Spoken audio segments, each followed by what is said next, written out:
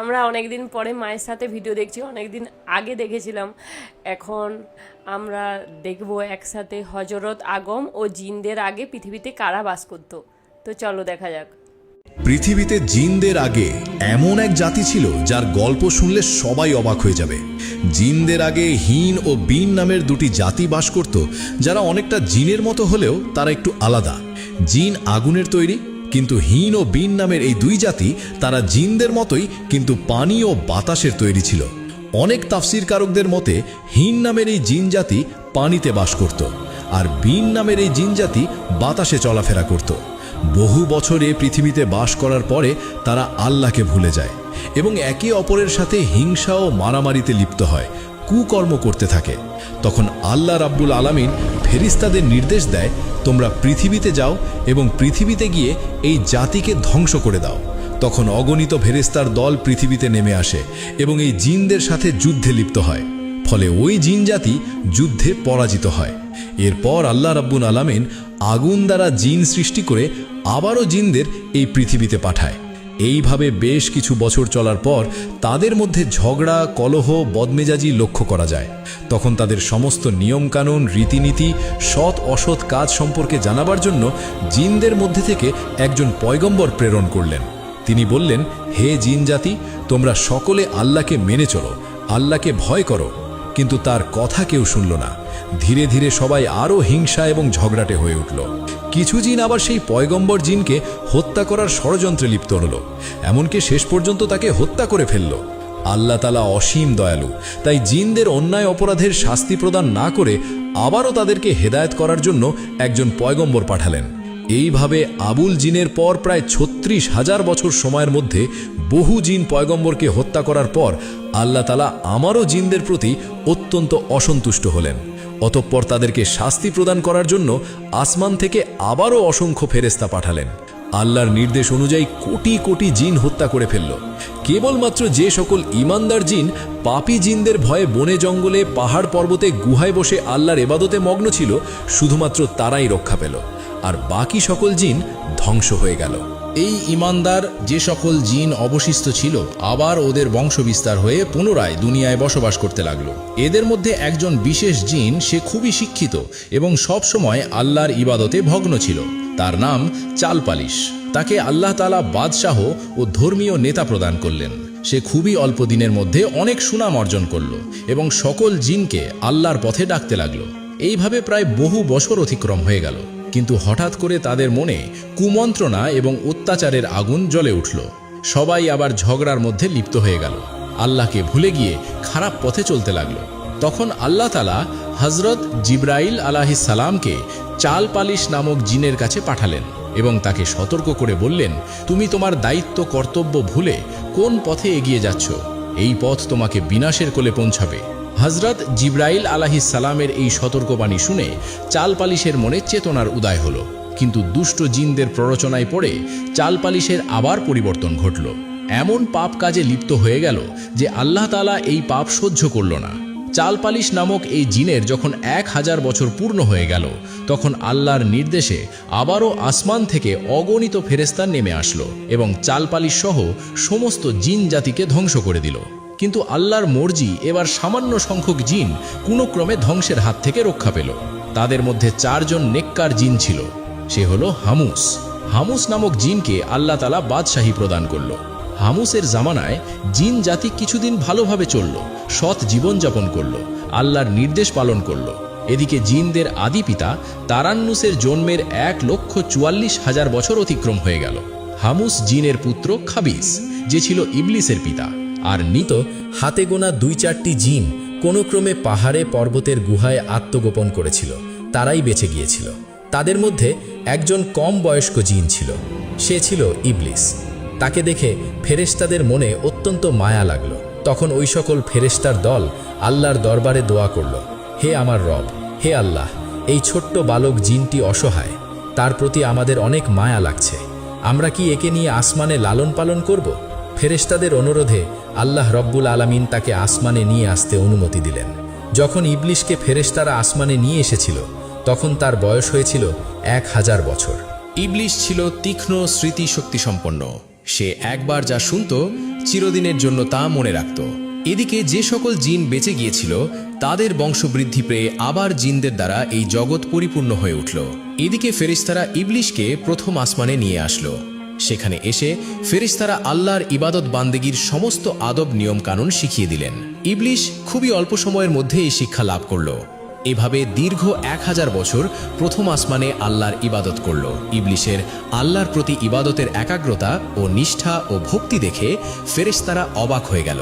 সকল ফেরেশতার দল বলতে লাগলো, আমরা কেবলমাত্র আল্লাহর ইবাদতের জন্যই সৃষ্টি হয়েছি, একমাত্র ইবাদতেই আমাদের শিক্ষা, ধ্যান, দীক্ষা সবকিছুই। কিন্তু কি আশ্চর্য ব্যাপার, ইবলিশ আমাদের কাছে ইবাদতের সমস্ত নিয়মকানুন শিখে সে যে ইবাদত করছে তা দেখে মনে হয় তার তুলনায় আমরা কিছুই না। আমাদের ফেরেশতাদের মধ্যে তো এমন ইবাদত কাউকেই করতে দেখিনি। মনে হচ্ছে ইবলিশের কাছে আমাদের অনেক কিছু শেখার আছে। তার ইবাদতে ফেরেশতারা এত মুগ্ধ হলো যে তাকে অতি যত্ন সহকারে প্রথম আসমান থেকে 1000 বছর পর দ্বিতীয় আসমানে নিয়ে গেল।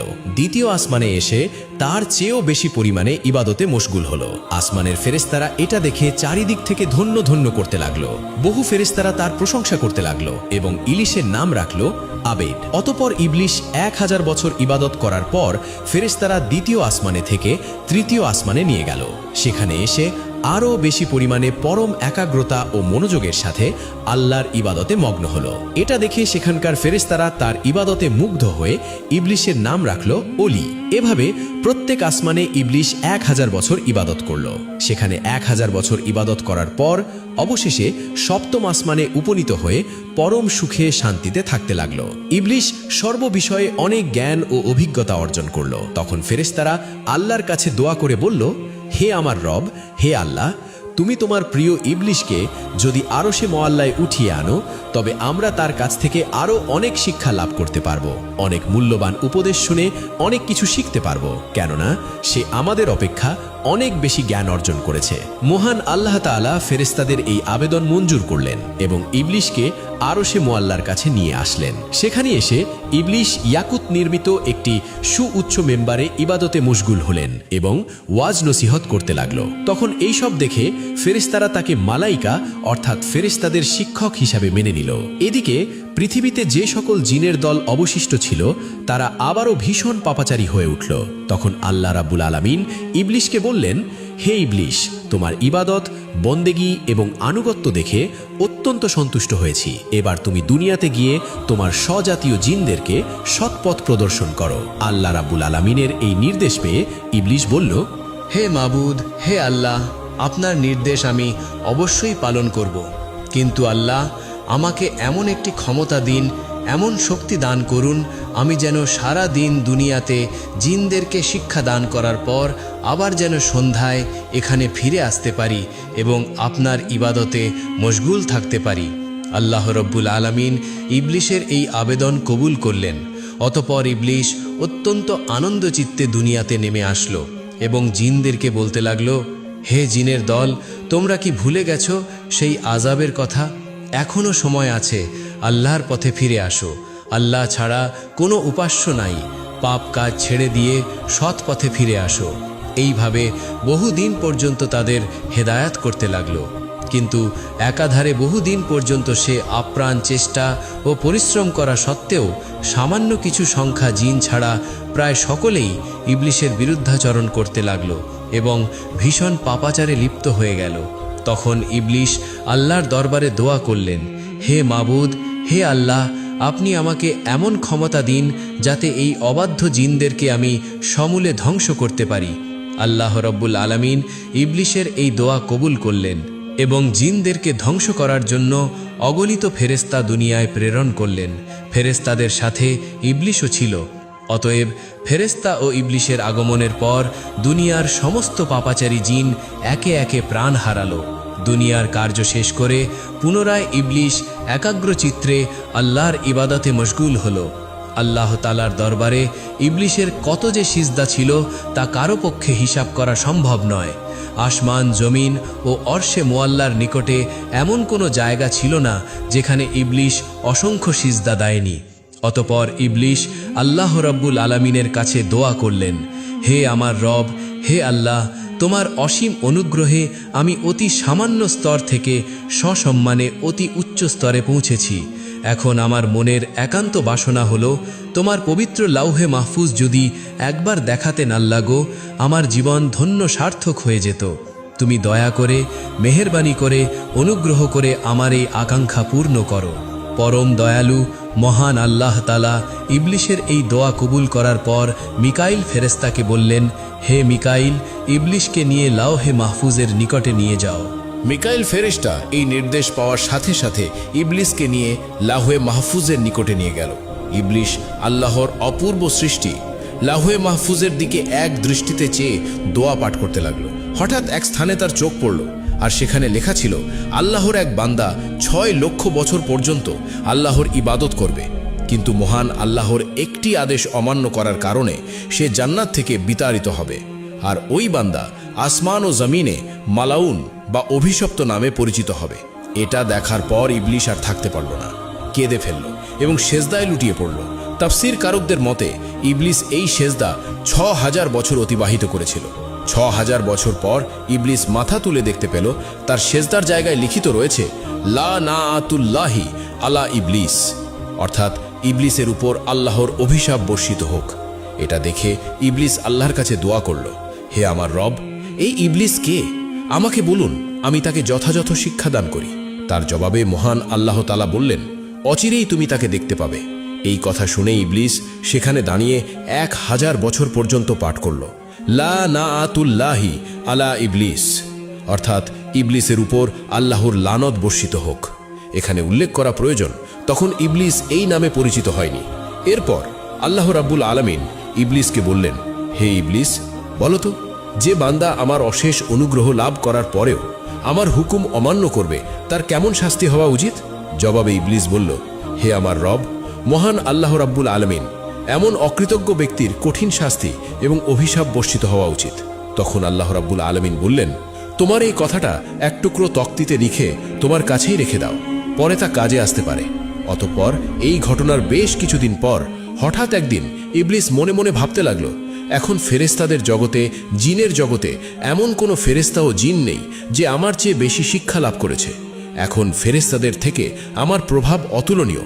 আমার প্রভাব প্রতিপত্তি ও ক্ষমতার সাথে মোকাবিলা করার মতো এখন আর কারও ক্ষমতা নেই। আমার মনে হয় মহান রাব্বুল আলামিন সৃষ্টি জগতের পরিচালনার দায়িত্ব একমাত্র আমাকেই দিতে পারে। এই ভেবে সে আনন্দে আত্মহারা হয়ে গেল। এই ঘটনার বেশ কিছুদিন পরই আল্লাহ তাআলার একদল ফেরেশতা লাউহে মাহফুজে একটি লেখা দেখতে পায়, যেখানে লেখা ছিল, খুব শিগগিরই একজনের ওপর আল্লাহর লানত বর্ষিত হবে। এই লেখা দেখে সমস্ত ফেরেশতার দল ভয়ে থরথর করে কাঁপতে লাগলো। তারা বলতে লাগলো, না জানি কে ওই হতভালা যার ওপরে এই দুর্ভাগ্য নেমে আসবে। সকল ফেরেশতারা দুশ্চিন্তায় পেরেশানি হয়ে ভয়ে কাঁদতে কাঁদতে তাদের উস্তাদ ইবলিসের কাছে হাজির হলো। ইবলিস তাদেরকে দেখে বলল, কি ব্যাপার, তোমরা সবাই এমন করে কান্না করছো কেন? তোমাদের কি হয়েছে?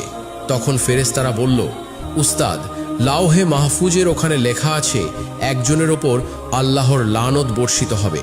আমরা এই চিন্তায় এবং ভয়ে কান্না করছি। উস্তাদ, আপনি আমাদের জন্য দোয়া করুন যাতে আমরা আল্লাহর লানত থেকে রক্ষা পেতে পারি। ইবলিস ফেরেশতাদের এই সমস্ত কথা শোনার পর মুচকি হেসে আল্লাহ তাআলার দরবারে দোয়া করল, হে আমার রব, হে দয়াময় আল্লাহ তাআলা, তুমি এই ফেরেশতাদের কারোর উপর লানত দিও না। আল্লাহ রাব্বুল আলামিন সাথে সাথে ইবলিসের এই দোয়া কবুল করলেন। অতপর এর কিছুদিন পর একদিন ইবলিস আরশে মুআল্লার একখানা তক্তির ওপরে উজ্জ্বল নূরের হরফে একটি লেখা দেখতে পায়। সেখানে লেখা ছিল, আউযু বিল্লাহি মিনাশ শাইতানির রাজিম, অর্থাৎ বিতাড়িত শয়তান হতে আল্লাহ তাআলার নিকট সাহায্য প্রার্থনা করছি। এই লেখা দেখার পর ইবলিস অত্যন্ত বিস্মিত হয়ে আল্লাহর নিকট জিজ্ঞাসা করল, হে আমার রব, কে সেই পাপিষ্ঠ শয়তান যাহা থেকে রক্ষা পাওয়ার জন্য তোমার কাছে প্রার্থনা করার কথা লেখা হয়েছে? আল্লাহ রাব্বুল আলামিন বললেন, অতি শিগগিরই তুমি তাকে চিনতে পারবে। অতপর আল্লাহ রাব্বুল আলামিন ঘোষণা করল, হে আমার ফেরেশতারা, জমিনে আমার এক নতুন খলিফা সৃষ্টি করব। এই ঘোষণা শোনার পর সমস্ত ফেরেশতার দল আল্লাহ তাআলাকে বললেন, হে আমার রব, হে দয়াময় আল্লাহ, আপনি কি এমন প্রতিনিধি সৃষ্টি করতে চান যে জমিনে ফাসাদ, রহাজানি সৃষ্টি করবে? এর আগে যেমনটা হয়েছিল, আমরা তো রাতে দিনে আপনার পবিত্রতা ও প্রশংসা করি। তখন আল্লাহ রাব্বুল আলামিন বললেন, নিশ্চয়ই আমি যা জানি তোমরা তা জানো না। অতঃপর আল্লাহ রাব্বুল আলামিন জিব্রাইল আলাইহিসসালামকে আদেশ দিলেন, জিব্রাইল, তুমি যাও জমিনের উপরি ভাগ থেকে এক মুষ্টি মাটি নিয়ে আসো। জিব্রাইল আলাইহিসসালাম এই নির্দেশ পেয়ে তখনই জমিনে নেমে আসলো।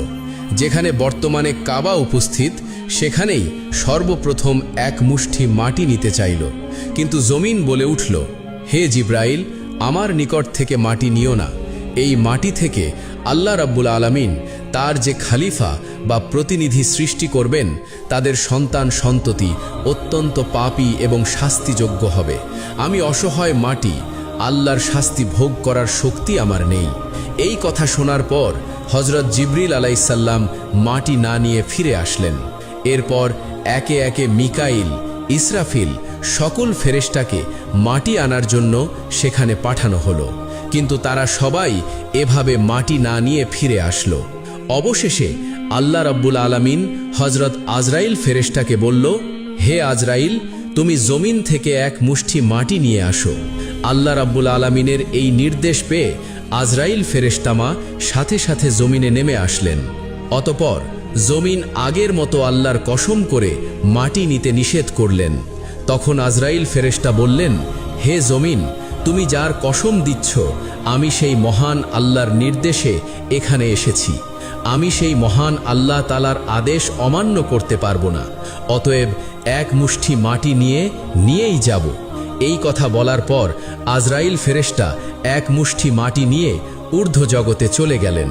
আল্লাহর দরবারে এসে বললেন, হে আল্লাহ, আপনি মহান জ্ঞানী, এই জগৎ সমূহের প্রতিপালক, আপনার আদেশ আমি পালন করেছি। তখন আল্লাহ রাব্বুল আলামিন বললেন, হে আজরাইল, এই মাটি হতে জমিনে এক খলিফা সৃষ্টি করব এবং তার জান কবজ করার দায়িত্ব তোমাকেই দেব। তখন আজরাইল ফেরেশতা বললেন, হে আমার রব, হে মহান আল্লাহ তাআলা, আপনি যদি এই দায়িত্ব আমাকে দেন, তাহলে আপনার বান্দারা আমাকে দুশমন ভাববে। তখন আল্লাহ রাব্বুল আলামিন বললেন, হে আজরাইল, প্রত্যেক বান্দা তার মৃত্যুবরণ করার আগে একটি উছিলা তৈরি হবে, ফলে কেউ তোমাকে দুশমন ভাববে না। অতঃপর আল্লাহ রাব্বুল আলামিনের নির্দেশে ফেরেশতারা ওই এক মুষ্টি মাটিকে তায়েফ ও মক্কা শরীফের মাঝখানে রেখে দেন। তখন আল্লাহর রহমতের বৃষ্টি তার উপর বর্ষিত হয়। এভাবে 2 বছর সেই মাটি বৃষ্টিতে ভিজে কাদায় পরিণত হলো। 6ষ্ঠ বছরে শুকনো মাটিতে রূপান্তরিত হলো এবং 8ম বছরে হযরত আদম আলাইহিসসালামের আকৃতি সৃষ্টি হলো। অতঃপর একদিন ইবলিস 70,000 ফেরেশতার সাথে নিয়ে হযরত আদম আলাইহিসসালামের নিকট এসে দেখে তার দেহ পিঞ্জর মাটিতে পড়ে রয়েছে। এ সময় ইবলিস তার প্রতি অসম্মানের দৃষ্টিতে দেখে। তারপর অন্য একদিন ফেরেশতারা ইবলিসকে বললেন, আল্লাহ রব্বুল আলামিন এই মাটি হতে প্রতিনিধি সৃষ্টি করবে। তখন ইবলিস বলল, এ কথা সত্য, তবে আল্লাহ তাআলা যদি এ আকৃতিকে আমার অধীন করে দেয়, তাহলে আমি তাকে ধ্বংস করে ফেলব, আর আমাকে তার অধীনস্থ করে দিলে আমি তার অধীনতা স্বীকার করব না। এই ঘটনার 40 দিন পর হযরত আদম আলাইহিসসালামের রূহ সৃষ্টি করা হয়। অতঃপর আল্লাহ রব্বুল আলামিন সকল ফেরেশতাকে বলল, হে ফেরেশতারা, তোমরা সকলেই আদমকে সেজদা করো। সকল ফেরেশতারা হযরত আদম আলাইহিসসালামকে সেজদা করল, কিন্তু ইবলিস সেজদা করল না। তখন আল্লাহ রব্বুল আলামিন বললেন, হে ইবলিস, যাকে আপন হাতে সৃষ্টি করা হয়েছে তাকে সেজদা করতে কিসে তোমাকে বাধা দিয়েছে? এটা তো তুমি অহংকার করলে। তখন ইবলিস বলল, আমি তার চেয়ে শ্রেষ্ঠ। হে আল্লাহ, আপনি আমাকে আগুন দিয়ে সৃষ্টি করেছেন আর তাকে মাটি দিয়ে সৃষ্টি করেছেন। তখন আল্লাহ রব্বুল আলামিন বললেন, হে ইবলিস, এখান থেকে বেরিয়ে যাও, কারণ এখন তুই অভিশপ্ত হয়েছিস, তোর উপর কিয়ামত পর্যন্ত লানত থাকলো। তখন ইবলিস শয়তান বলল, হে আল্লাহ, এই আদমের জন্যই আমি আপনার দরবার থেকে বিতাড়িত, অভিশপ্ত হয়েছি, এটা আমার দুর্ভাগ্য। তখন আল্লাহ রব্বুল আলামিন বললেন, হে ইবলিস, সেই লিখাতক্তির দিকে চেয়ে দেখো কি লেখা আছে। ইবলিস সেদিকে দৃষ্টি দিতেই দেখল সেখানে লেখা আছে, আল্লাহর এক বান্দা আল্লাহর নির্দেশ অমান্য করবে, আর তার শাস্তি হচ্ছে আল্লাহর লানত, অর্থাৎ আল্লাহর রহমত থেকে বঞ্চিত হয়ে যাবে। এই লেখা পাঠ করার পর ইবলিস অত্যন্ত নিরাশ ও লজ্জিত হয়ে বললেন, হে আমার রব, আমাকে অবকাশ দিন সেই কিয়ামত দিবস পর্যন্ত। আমার দ্বিতীয় আবেদন হলো, আমাকে আদম সন্তানের মস্তিষ্কের ভেতরে প্রবেশের সুযোগ দিন। আর আমাকে তাদের দৃষ্টির অন্তরালে রাখুন, যেন আমি তাদেরকে সব সময় ধোঁকা দিতে পারি। আপনার ইজ্জতের কসম, আমি তাদের সবাইকে পথভ্রষ্ট করব, তবে তাদেরকে নয় যারা ঈমানদার, আল্লাহওয়ালা, যারা আল্লাহর পথে থাকবে। তখন আল্লাহ রাব্বুল আলামিন বললেন, তোকে এবং তোর অনুসারীদের দিয়ে জাহান্নাম ভর্তি করব। আমরা দেখতে পেলাম যে এখানে জিনরা, তারা জিন আর হিন দুটো জাতি ছিল, আর জিনরা প্রচুর অত্যাচারী ছিল।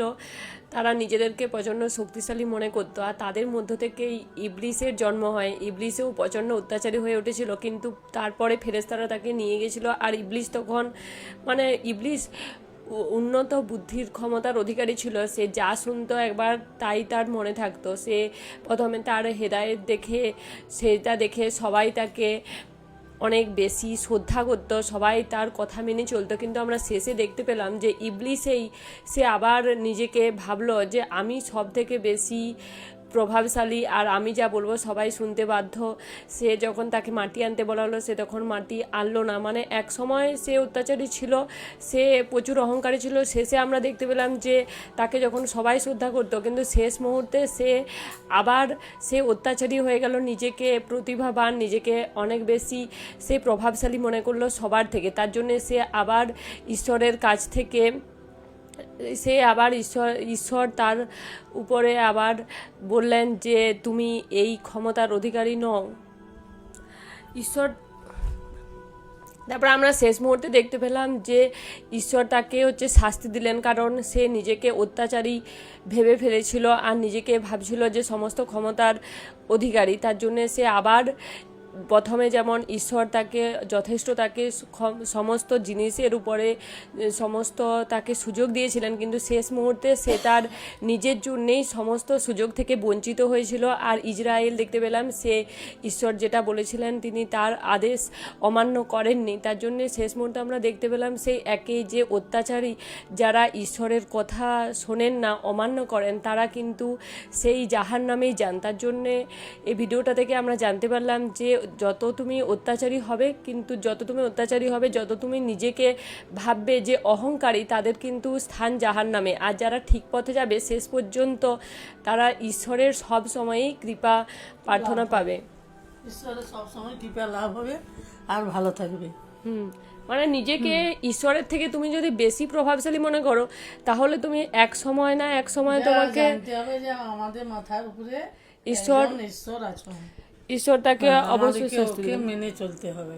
ওর আগে কেউ নেই, ঈশ্বরের আগে কেউ নেই। আমরা কখনোই এতটা অত্যাচারী হব না, কিংবা এতটা নিজেদেরকে প্রভাবশালী মনে করব না যে ঈশ্বরের থেকেও আমরা উচ্চে। সবসময় আমাদের ভাবতে হবে যে আমরা একটা তুচ্ছ মানুষ, আর সবার উপরে ঈশ্বর। তিনি আমাদেরকে যেমন সমস্ত কিছু কাজের সুযোগও দিতে পারেন, আবার এক মুহূর্তে সেই সুযোগ কেড়েও নিতে পারেন। টাটা।